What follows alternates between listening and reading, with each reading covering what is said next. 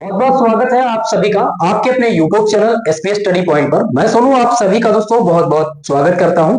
आज की इस वीडियो में मैं आप सभी को बीए बीएससी बीकॉम के सेमेस्टर थर्ड में जो को करिकुलर कोर्स है दोस्तों, उसका मैं क्वेश्चन पेपर सॉल्व कराऊंगा। जैसा कि चाहे आप बीए के स्टूडेंट हो, चाहे आप बीएससी में हो या बीएससी होम साइंस से हो या फिर आपका बीएससी एजी हो, आप सभी के लिए यह क्लास बहुत ही इंपॉर्टेंट होगी। आपके आने वाले एग्जाम में मदद करेगी।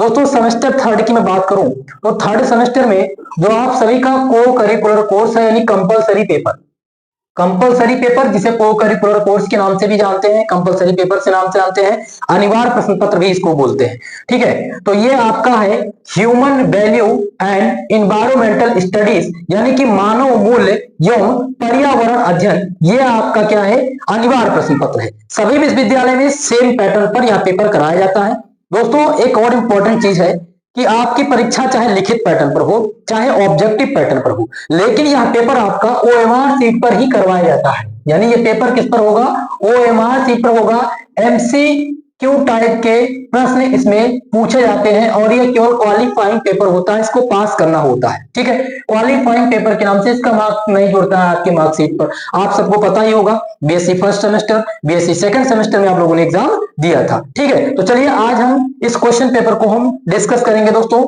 ये क्वेश्चन पेपर जो आज मैं आप सबको सॉल्व कराऊंगा ये डॉक्टर राम मनोहर लोहिया अवध विश्वविद्यालय का है, जो कि 2024 सत्र में आयोजित कराई गई परीक्षा में संपन्न हुआ था। 2022 और 23 सत्र का ये क्वेश्चन पेपर है। ठीक है, नई शिक्षा नीति के आधार पर सभी विश्वविद्यालय का पाठ्यक्रम सेम है, तो आप चाहे जिस विश्वविद्यालय से बिलोंग करते हो सबके लिए इंपॉर्टेंट रहेगा यह क्लास। चलिए दोस्तों स्टार्ट करते हैं इस क्लास को। तो आपका पहला प्रश्न आपकी स्क्रीन पे आ चुका है, जिसमें क्वेश्चन यहां पर पूछा गया है कि यदि कोई आपको उच्च कोच घूस देने के लिए कह रहा है तो आप क्या करेंगे। ये क्वेश्चन पूछा गया है। आपके ऑप्शन दिए गए, पहला ऑप्शन चेक करिएगा, स्वीकार कर लेंगे। यानी अगर आपको कोई घूस दे रहा है तो आप क्या करेंगे, स्वीकार करेंगे या अस्वीकार कर देंगे। तो ऑप्शन तो एक कह रहा है कि हम स्वीकार करेंगे, दूसरा कह रहा है कि अस्वीकार कर देंगे, सी ऑप्शन कह रहा है कि 50% स्वीकार कर लेंगे और ऑप्शन डी कह रहा है कि 50% अस्वीकार कर देंगे। तो आपको बताना है इसमें से करेक्ट आंसर कि एग्जैक्ट आंसर इसका क्या होगा। चलिए बताने का प्रयास करेंगे आप सभी लोग।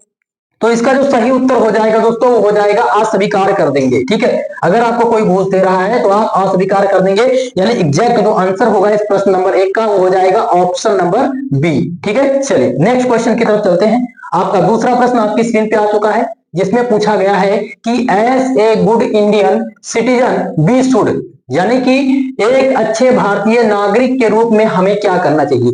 तो अगर आप एक भारतीय नागरिक हैं तो सबसे पहले क्या करना चाहिए, भ्रष्टाचार को प्रोत्साहित करना चाहिए। यानी कि भ्रष्टाचार को बढ़ावा देंगे, बिल्कुल नहीं, शायद बिल्कुल आप लोग नहीं देंगे।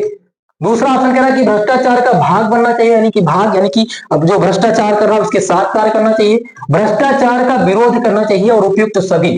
तो इसमें से सही उत्तर आप लोग क्या लगाएंगे, सही उत्तर इसका क्या हो जाएगा, सही आंसर हो जाएगा आपका आंसर नंबर सी। इस क्वेश्चन का जो करेक्ट उत्तर है वो हो जाएगा भ्रष्टाचार का विरोध करना चाहिए, यही क्वेश्चन सही होगा। ठीक है, चले अगले प्रश्न की ओर बढ़ते हैं। नेक्स्ट क्वेश्चन आपकी स्क्रीन पे आ चुका है, जिसमें दोस्तों है क्वेश्चन नंबर 3 आपका है कि यदि कोई आपका वैध कार्य करने के लिए घूस मांग रहा है तो आप क्या करेंगे, घूस देने से मना कर देंगे। ऑप्शन बी कह रहा है कि घूस देने से मना कर देंगे या घूस उच्च अधिकारी को देंगे और उससे क्या करेंगे, शिकायत कर देंगे। सी ऑप्शन नंबर डी आपका है कि घूस देंगे और कार्य पूरा होने के बाद शिकायत करेंगे। तो अगर किसी भी वैध कार्य करने के लिए आपको कोई घूस दे रहा है तो आप क्या करेंगे दोस्तों, आप घूस लेने से मना कर देंगे। क्या करेंगे, घूस लेने से मना कर देंगे। आपका उत्तर हो जाएगा बी वाला यहां पर करेक्ट। चलिए अगले प्रश्न की ओर बढ़ते हैं। नेक्स्ट क्वेश्चन देखिएगा आपकी स्क्रीन पे आ चुका है अगला क्वेश्चन, जिसमें पूछा गया है क्वेश्चन नंबर 5। पांचवा क्वेश्चन आपका है कि विश्व वन्य जीव कोष WWF की स्थापना कब की गई थी। मोस्ट इंपॉर्टेंट क्वेश्चन है ये, आपका मोस्ट इंपॉर्टेंट क्वेश्चन है, जो कि 2023 और 24 सत्र में सभी विश्वविद्यालय में कॉमन रहा था और इस बार के लिए मोस्ट इंपॉर्टेंट होगा। चलिए तो अब बताना है आपको कि WWF की स्थापना कब की गई थी। तो सबसे पहले हम क्वेश्चन को समझ लेते हैं। देखिए WWF यानी कि ये इसका जो फुल फॉर्म होता है वो होता है world wide life fund stabilize. ठीक है, यानी कि world world wide life fund, ये इसका फुल फॉर्म होता है। इसकी स्थापना की मैं बात करूं तो इसकी जो स्थापना की गई थी वो 1961 में की गई थी। कब की गई थी? 1961 में की गई थी। और एक इंपॉर्टेंट बात, इसका जो मुख्यालय है, अगर इसका क्या पूछा जाए, मुख्यालय पूछा जाए, ठीक है, मुख्यालय इसका पूछा जाए कि इसका मुख्यालय कहां है, तो आप लोग ध्यान रखेंगे इसका मुख्यालय स्विट्जरलैंड है। क्या है? स्विट्जरलैंड, ओके, इसका मुख्यालय है। ठीक है, तो तीन चीजें, WWF की स्थापना तो आप सबको पता है कब की गई थी, 1961 में की गई थी। कहां की गई थी? तो ये इसका जो मुख्यालय है वो स्विट्जरलैंड है। इसका जो फुल फॉर्म है वो है world wide life fund. Okay, clear है? चलिए अगले प्रश्न की ओर बढ़ते हैं। नेक्स्ट क्वेश्चन आ चुका है आपका क्वेश्चन नंबर 6 कि किसी कंपनी के प्रबंधक का होना चाहिए, यानी a manager of company should be, एक मैनेजर है, ठीक है, उसका क्या होना चाहिए, चाहे बैंक के मैनेजर की बात हो, किसी कंपनी के मैनेजर की बात हो, या टीचर की बात हो, या कोई भी पर्सन हो, उसके लिए सबसे ज्यादा जरूरी बात यह होती है कि वह सबसे पहले तो ईमानदार हो, दूसरी बात वह परिश्रमी हो, तीसरी बात यह है कि वह नेतृत्वशील हो। ये तीनों गुण उसके अंतर्गत क्या समृद्ध होने चाहिए। ठीक है, तो इसका सही उत्तर हो जाएगा डी वाला आंसर, उपयुक्त सभी इसका करेक्ट उत्तर होगा। क्लियर है दोस्तों? वीडियो पसंद आ रही है, आप सब लोग वीडियो को लाइक शेयर कर दीजिएगा, जितने भी छात्र छात्राएं हमारे साथ जुड़ चुके हैं। ठीक है, चलिए अब नेक्स्ट क्वेश्चन की बात करेंगे हम। अगला क्वेश्चन आपकी स्क्रीन पे आ चुका है, क्वेश्चन नंबर 7, जिसमें पूछा गया है कि 7 पापों की अवधारणा किसने प्रस्तुत की?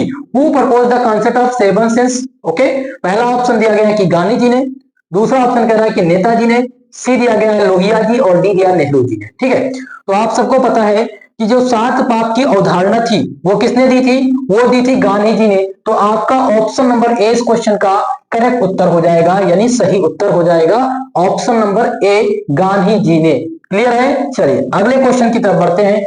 नेक्स्ट क्वेश्चन आ गया 8वां नंबर क्वेश्चन कि गांधी जी के 7 पापों में क्या समाहित है? 7 पाप की अवधारणा किसने दी? तो गांधी जी ने। अब 7 पाप कौन कौन से हैं ये यहां पर दिए गए थे। तो पहला यहां पर देखेंगे क्या दिया गया है कि बिना कार्य के धन, तो ये बिल्कुल गांधी जी के 7 पापों में पहला है बिना कार्य के धन, दूसरा है चरित्र विहीन ज्ञान, बिल्कुल सत्य है, मानवता विहीन विज्ञान, ये भी गांधी जी के 7 पापों में समाहित है, इंक्लूड है। तो आंसर कौन सा हो जाएगा? डी उत्तर हो जाएगा, उपयुक्त सभी आपका सही उत्तर है। चलिए नेक्स्ट क्वेश्चन देखते हैं। आपका अगला क्वेश्चन आ चुका है 9 नंबर। 9 नंबर क्वेश्चन है कि गांधी जी के 7 पापों में समाहित है। 2 क्वेश्चन इस प्रकार के हैं, तो 3 तो हमने वहां पर देखा, 3 और ये है। तो पहला ये हो जाएगा नैतिकता विहीन व्यापार, नैतिकता के बिना व्यापार, ये बताया था गांधी जी ने कि व्यर्थ है, नैतिकता के बिना कोई व्यापार नहीं होना चाहिए, ये गांधी जी के अनुसार है, हमारे अनुसार नहीं। ठीक है, चलिए अब दूसरा है त्याग के बिना धर्म, यानी बिना त्याग के धर्म संबंधित, धर्म नहीं संबंधित है, आप नहीं कर सकते, ये गांधी जी ने बताया। सी है सिद्धांत विहीन की राजनीति बिल्कुल नहीं करना चाहिए। ठीक है, तो उत्तर आप लोग लगाएंगे डी, क्योंकि ये तीनों गांधी जी के 7 पापों में समाहित हैं। ऑल ऑफ दी, जिसका क्या हो जाएगा? सही उत्तर हो जाएगा। चले अगले क्वेश्चन की तरफ चलते हैं हम। आपका आ गया है क्वेश्चन नंबर 10। 10 नंबर क्वेश्चन है कि कारपोरेट सामाजिक उत्तरदायित्व किससे संबंधित है? पहला दिया गया है कि वैयक्तिक, सामूहिक, सी ऑप्शन कर रहा है कंपनी, और डी दिया उपयुक्त में से उपयुक्त सभी। तो चलिए जल्दी से आप सब लोग आंसर करने का प्रयास कीजिएगा। इस क्वेश्चन का आंसर क्या होगा? तो इस क्वेश्चन का आंसर क्या हो जाएगा? इस क्वेश्चन का हो जाएगा option number C, company is the correct answer. Okay, चले अगला क्वेश्चन है क्वेश्चन नंबर 11। CSR संक्षिप्त छर है। क्वेश्चन है CSR इज एब्रिविएशन फॉर, यानी कि जो CSR है वो किससे संबंधित है, इसका फुल फॉर्म क्या होगा? बहुत ही महत्वपूर्ण ये क्वेश्चन है। तो इसका मतलब होता है कारपोरेट सोशल रिस्पॉन्सिबिलिटी। क्या होता है? Corporate social responsibility. इसका जो सही आंसर हो जाएगा वो हो जाएगा ऑप्शन नंबर ए, ये CSR से संबंधित है। और ये क्वेश्चन पूछा गया था दोस्तों 2022 सत्र में। ठीक है, मोस्ट इंपॉर्टेंट है इस बार के लिए। तो इसमें एक इंपॉर्टेंट चीज आप जानिएगा, कारपोरेट सामाजिक उत्तरदायित्व, इसका मतलब होता है कारपोरेट सोशल मतलब सामाजिक, और रिस्पॉन्सिबिलिटी मतलब उत्तरदायित्व। ठीक है, तो सही उत्तर कौन सा है आपका? ए वाला आंसर सही होगा। चलिए अगला क्वेश्चन है एनजीटी। एनजीटी किससे संबंधित है? मोस्ट इंपॉर्टेंट क्वेश्चन है। ठीक है, ध्यान दीजिएगा, ये सबसे इंपॉर्टेंट क्वेश्चन है कि एनजीटी किससे संबंधित है। ओके, समझ रहे हैं आप सब। एनजीटी का मतलब क्या होता है? इसका जो फुल फॉर्म होता है वो होता है नेशनल ग्रीन ट्रिब्यूनल। क्या होता है? नेशनल ग्रीन ट्रिब्यूनल इसका फुल फॉर्म होता है। तो करेक्ट उत्तर कौन सा हो जाएगा? ऑप्शन नंबर बी इस क्वेश्चन में आपका सही उत्तर है। क्लियर है? चलिए अगला क्वेश्चन देखिएगा, question number 14, most important question यहां भी है। AQI पूछा गया है। AQI किससे संबंधित है? चलिए आप सब बताने का प्रयास कीजिएगा AQI किससे संबंधित है। तो इसका जो ए फॉर क्या होता है? Air, Q for quality, I for index. तो एयर क्वालिटी इंडेक्स ये आपका हो जाएगा AQI का ट्रांसफर। ठीक है, ये इसका तात्पर्य है, फुल फॉर्म हो जाएगा एयर क्वालिटी इंडेक्स। अगला क्वेश्चन देखिएगा, नेक्स्ट क्वेश्चन है कि AQI का तात्पर्य क्या है? जैसा कि आप लोगों को पता है air quality index. Next question आ गया 17 नंबर, क्वेश्चन नंबर 17 ध्यान दीजिएगा। 17 नंबर क्वेश्चन है कि साइबर अपराध में समाहित है। तो साइबर अपराध में क्या समाहित है? पहला ऑप्शन कह रहा है कि ऑनलाइन अंतरण। ऑनलाइन अंतरण बिल्कुल इससे संबंधित है साइबर अपराध में। दूसरा है फेसबुक के माध्यम से सांप्रदायिक संदेश प्रेषित करना, यानी सांप्रदायिक हिंसा भड़काना फेसबुक पर। जैसा कि आजकल सोशल मीडिया का जमाना है तो आप सब देखते होंगे फेसबुक पर विभिन्न प्रकार के जो तथ्य हैं वो सामने निकल के आते हैं। उसमें बहुत सारे लोग ऐसे होते हैं जो भड़काऊ बयान देते हैं और उनको बाद में गिरफ्तार किया जाता है, उनके ऊपर कार्रवाई की जाती है, ठीक है, प्रशासन के द्वारा। तो इसी प्रकार से ये भी एक साइबर अपराध में सम्मिलित है। तीसरे की बात करें हम, ऑनलाइन आतंकवाद वित्त पोषण। ऑनलाइन आतंकवाद वित्त पोषण पहले शुरुआत में जब सोशल मीडिया का जमाना है बहुत ही चरम सीमा पर था, लेकिन अब क्या हो गया? कम है। ठीक है, तो ये सभी किसके अंतर्गत आ जाएंगे? ये सभी ऑल ऑफ दीज यानी उपयुक्त सभी आ जाएंगे साइबर अपराध में। इसलिए आंसर डी आपका इसमें सही उत्तर होगा। समझ में आ रहा है? चले नेक्स्ट क्वेश्चन देखिएगा, आपका अगला क्वेश्चन आ गया 18 नंबर। 18 नंबर क्वेश्चन है कि निम्नलिखित में से कौन सा कार्बनिक खाद्य है?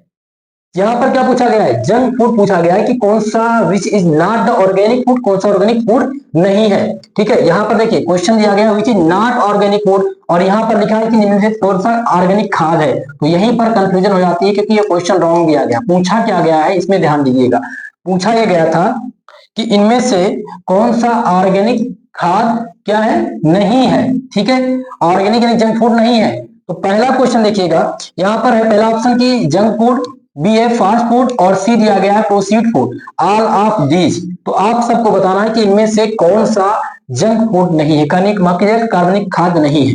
मोस्ट इंपॉर्टेंट है, आप सब कमेंट के माध्यम से बताने का प्रयास कीजिएगा। क्वेश्चन नंबर 18 का आंसर आप उसके द्वारा दिया जाना है। आप प्रयास कीजिए कि कमेंट बॉक्स में कमेंट करके इसका आंसर दीजिए, लास्ट में मैं आपको बता दूंगा। ठीक है, चलिए अगला क्वेश्चन आपकी स्क्रीन पे आ चुका है 19 नंबर। 19 नंबर प्रश्न को देखिएगा, क्वेश्चन है कि निम्नलिखित में से कौन सा व्यवसाय प्रबंध का मूल्य नहीं है? व्यवसाय प्रबंध का मूल्य पूछा गया भैया, भ्रष्टाचार, घूस, निम्न गुणवत्ता उत्पाद, उपयुक्त सभी। ठीक है, तो क्या बताना है? व्यवसाय प्रबंध का मूल्य नहीं है। तो यहां पर आप क्या रखेंगे? घूस या निम्न गुणवत्ता उत्पाद, तो ये सभी नहीं है। यहां पर आप लगाएंगे कौन सा? Option number D. करेक्ट उत्तर कौन सा हो जाएगा? डी वाला आंसर यहां पर उपयुक्त सभी आपका करेक्ट उत्तर होगा। नेक्स्ट क्वेश्चन देखिएगा, आपका अगला क्वेश्चन है 20 नंबर। रतन टाटा है, मोस्ट इंपॉर्टेंट, रतन टाटा है नहीं थे, क्योंकि है इसलिए नहीं लगेगा क्योंकि रतन टाटा जी का अभी हाल ही में निधन हो गया है। आप सबको पता होगा कि रतन टाटा जी अभी हाल ही में इनका जो है निधन हो गया है और ये हमारे बहुत बड़े उद्योगपति थे। ठीक है, तो सबसे पहले हम उनके बारे में थोड़ा जानकारी कर लेते हैं कि रतन टाटा जी का जन्म कब हुआ था। इनके जन्म के बारे में जान लेते हैं और मृत्यु, क्योंकि ये मोस्ट इंपॉर्टेंट है, ये एग्जाम में आने की संभावना 100% है। ठीक है, तो इनका जन्म हुआ था 28 दिसंबर। ठीक है, 28 दिसंबर 1945 में इनका जन्म हुआ था। अगर हम बात करें मृत्यु की, इनकी मृत्यु कब हुई है? ठीक है, मृत्यु तो आप लोग नोट कर लीजिएगा कि 28 अक्टूबर, माफ कीजिएगा 9 अक्टूबर इनका जो जन्म हुआ है, मृत्यु जो इनकी हुई थी वो हुई थी 9 अक्टूबर 2024 को इनकी मृत्यु हुई है। ठीक है, ये बात आप ध्यान रखेंगे, ये दोनों चीजें इंपॉर्टेंट हैं। और रतन टाटा जी एक प्रकार के उद्योगपति थे, पायलट भी थे, दानदाता भी थे, तो उपयुक्त सभी आप लगाएंगे। लेकिन अगर सबसे प्रमुख, सबसे सटीक आंसर इसका देखा जाए तो ये होगा उद्योगपति। क्या हो जाएगा? इसका आंसर हो जाएगा उद्योगपति। ठीक है, जन्म यहां पर मैं लिख दे रहा हूं 1945 और मृत्यु 2024 24, ध्यान रखिएगा। ठीक है, चले अगले क्वेश्चन की तरफ। नेक्स्ट क्वेश्चन है 21 नंबर। आजीज प्रेम जी कौन है? आजीज प्रेम जी एक प्रकार के भारतीय व्यापार टाइकून है, निवेशक भी हैं, परोपकारी भी हैं और उपयुक्त सभी आप लगा देंगे आंसर, क्योंकि ये सभी हैं रतन टाटा जी, माफ कीजिएगा अजीज प्रेम जी। ओके, क्लियर है इतनी चीजें। चले अगला क्वेश्चन देखिएगा। 22 नंबर प्रश्न है कि सोशल मीडिया के अंतर्गत इनमें से आता है। सोशल मीडिया के बारे में पूछा गया, तो सोशल मीडिया में पहला ऑप्शन है फेसबुक, तो सोशल मीडिया में फेसबुक आता ही है। व्हाट्सएप भी आता है। सी दिया गया है ट्विटर, तो ये तीनों सोशल मीडिया के अभिन्न अंग हैं। ठीक है, इसलिए डी आंसर आप टिक करेंगे, यानी आंसर नंबर डी इस क्वेश्चन का करेक्ट उत्तर हो जाएगा। दोस्तों आज किस क्लास में लगभग हमने 22 क्वेश्चंस को हल किया है, जो कि ऑब्जेक्टिव मोड में थे।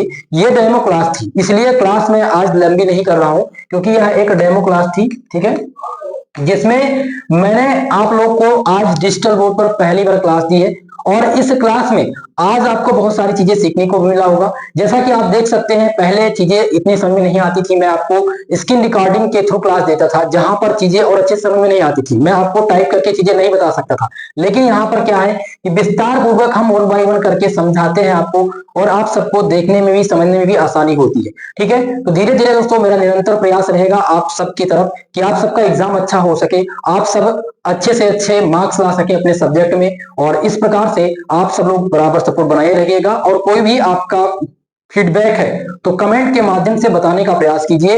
मेरा प्रयास रहेगा कि नेक्स्ट वीडियो में मैं उस चीजों को इंप्रूव करूं और आप सबके लिए एक अच्छी क्लास लाऊं, ताकि आप सबको और अच्छे से समझ में आ सके और आप सबका उज्जवल भविष्य आगे की ओर अग्रसर हो सके। ठीक है दोस्तों, तो इसी प्रकार से सपोर्ट बनाए रहिएगा। अब बात कर लेते हैं एक इंपॉर्टेंट चीज, जैसे कि मैं यहाँ पर अभी रेगुलर आपको पढ़ा रहा हूँ। ठीक है, ये मैंने आज आपको क्लास दी, आप देख सकते हैं हमारे पीछे जितने भी चीजें मैं बैक कर रहा हूँ वो सारी चीजें, ये जैसे ही मैं क्लास एंड करूंगा आपको टेलीग्राम और व्हाट्सएप ग्रुप पर सीधा आपको एक पीडीएफ मिल जाएगा। जो चीजें मैंने यहां पर समझाई हैं वो चीजें वहां पर इंक्लूड होंगी, वो डिलीट नहीं होंगी, सेम ऐसे ही लिखा रहेगा। आप क्लास देंगे डायरेक्ट, आप एक बार इसका पीडीएफ पढ़ेंगे, आपको चीजें क्लियर हो जाएंगी, दोबारा आपको पढ़ने की जरूरत नहीं होगी। ठीक है, इस प्रकार से आपको और अच्छे से समझ में आएगा और तैयारी आपकी और सुगम और सरल हो सकेगी। ठीक है दोस्तों, तो इसी प्रकार से सपोर्ट बनाए रखिएगा। वीडियो को लाइक शेयर कर दीजिएगा, और जो भी हमारे चैनल पर नए हैं चैनल को सब्सक्राइब जरूर कर लीजिएगा। आज के लिए बस इतना ही, मिलते हैं नेक्स्ट वीडियो में, तब तक के लिए जय हिंद जय भारत।